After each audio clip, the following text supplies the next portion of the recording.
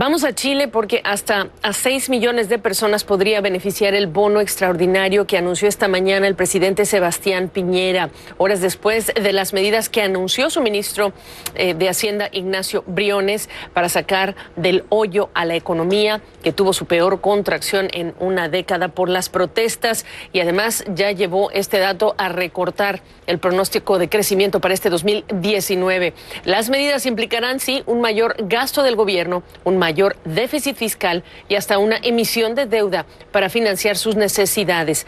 Retomamos con Nicolás Paut, editor de negocios de CNN Chile, para que nos dé lo último. Te escucho.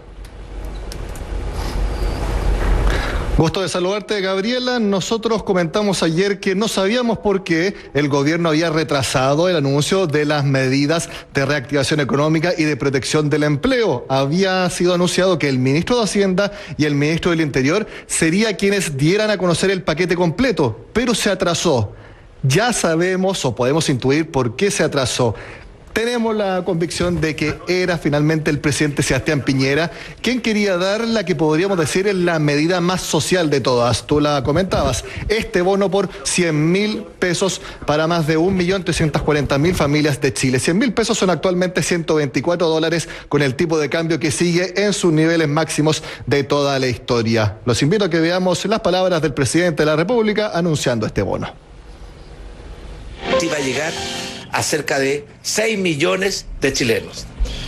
Un bono que va a permitir un alivio, que va a permitir una ayuda. Yo sé que los bonos no resuelven los problemas, o no resuelven todos los problemas, pero también sé que significa un importante alivio, una ayuda en un momento en que tantas familias chilenas lo necesitan tanto.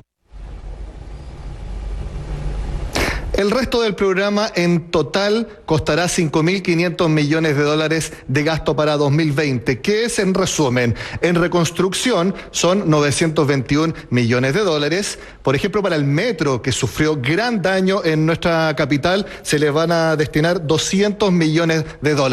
También hay algo destinado para el empleo. Por ejemplo, se va a permitir que si una empresa demuestra que fue afectada por distintos motivos durante estos días, podrá pactar con sus trabajadores que se reduzca la jornada laboral. Así, por ejemplo, le puede pagar menos, pero no tiene que despedirlo. Para eso, el gobierno le va a entregar un salario complementario a través del fondo de cesantía. Eso por el lado de la protección del empleo.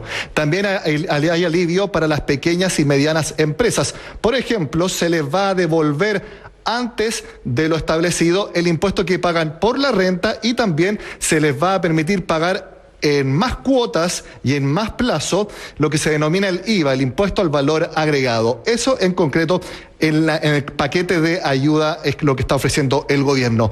Pero tú mencionaste, Gabriela, que esto está disparando los déficits. Algunos números. El déficit fiscal para el próximo año sube a 4,4% del Producto Interno Bruto. Esto es casi lo mismo a lo que llegó en la crisis subprime en 2009. También se dispara el déficit estructural, que es el más importante porque tiene que ver a largo plazo cuánto es el déficit general de un país. Esto se va a disparar, el déficit estructural, a 3% en 2020, mucho más de lo que se había estimado. Y por último, la deuda pública.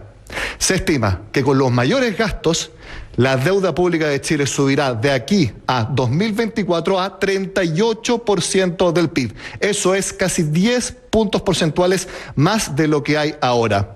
Y yo te puedo comentar, Gabriela, que por información que manejo, subir tanto la deuda pública del país para financiar los gastos extras no era lo que tenía en mente el ministro de Hacienda, Ignacio Briones. ¿Qué te dicen en las primeras reacciones los analistas, el sector privado? Muy breve, Nico. Están divididos. Algunos dicen que está bien aumentar la deuda del país para financiar gasto extra, pero otros dicen que se puede gastar mucho dinero, pero si no se resuelve el problema de orden y seguridad en nuestro país, la economía va a seguir estancada. Exactamente, de lo que son las protestas depende también el éxito de todas estas medidas. Gracias, Nico, gusto volverte a ver.